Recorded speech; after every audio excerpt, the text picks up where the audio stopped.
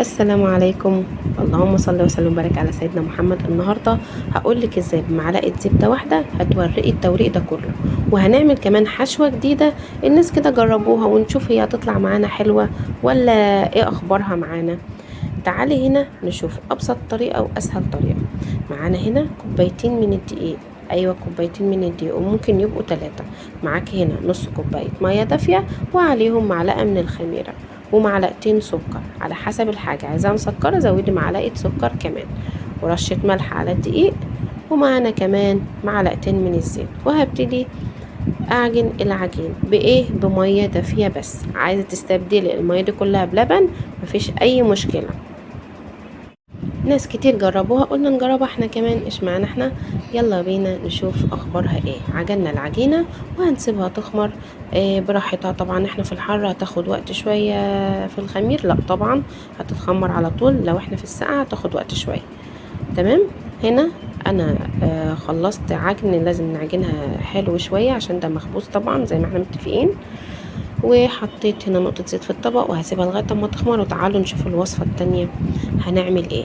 هنا كانوا بيقولوا ان ده بديل للوش بتاع المكرونات او بديل الاجبان عامة. بدل ما تحط كمية جبنة كبيرة احنا هنحط الكمية البسيطة دي.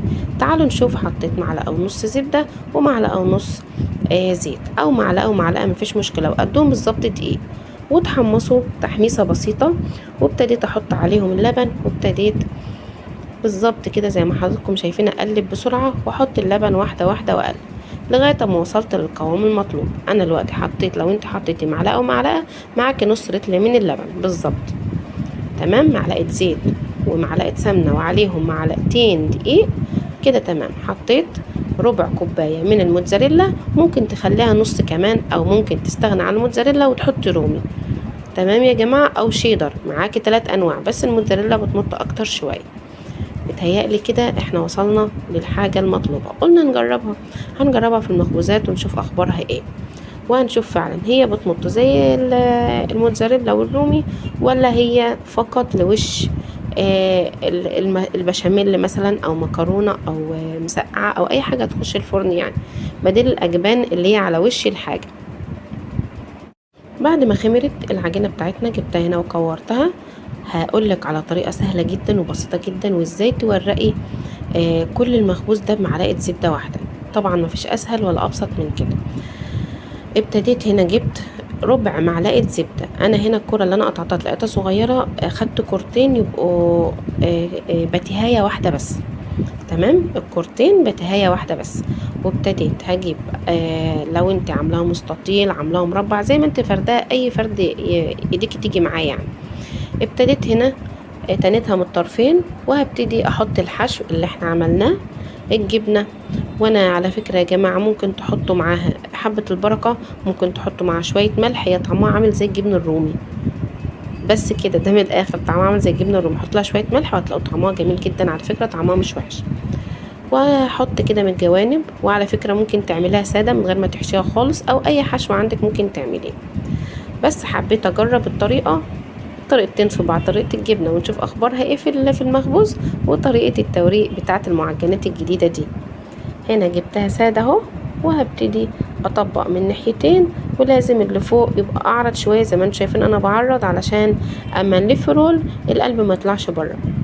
وطبعا هتخش على درجة حرارة اعلى درجة عندك، يكون الفرن مسخن مسبقا، وهنسيبها لغاية ما تخمر تاني في الصينية.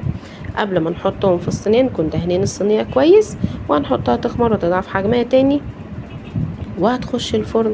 وكده احنا بمنتهى البساطة خلصنا الكمية دي كلها. وشوفي انت بتشتري البتيهية الواحدة دي بكام بره، وانت هنا عملتيها بقد ايه، بمنتهى البساطة والسهولة طبعا، وسادة بجد برضو طعمها لذيذ. دخلت الفرن وخرجت ما شاء الله. حطيت لها مسحة زبدة كده بسيطة، عندك ما عندكش خلاص. وكنت انا طبعا قبل ما تخش الفرن دهنت وشها بلبن وسكر بس، لبن محلى بس، مفيش اي حاجة تانية. زي ما انتوا شايفين معلقتين لبن وعليهم معلقة واحدة سكر، ودهنت وشها وما شاء الله خرجت. شايفين خرافة جميلة وبسيطة وسهلة.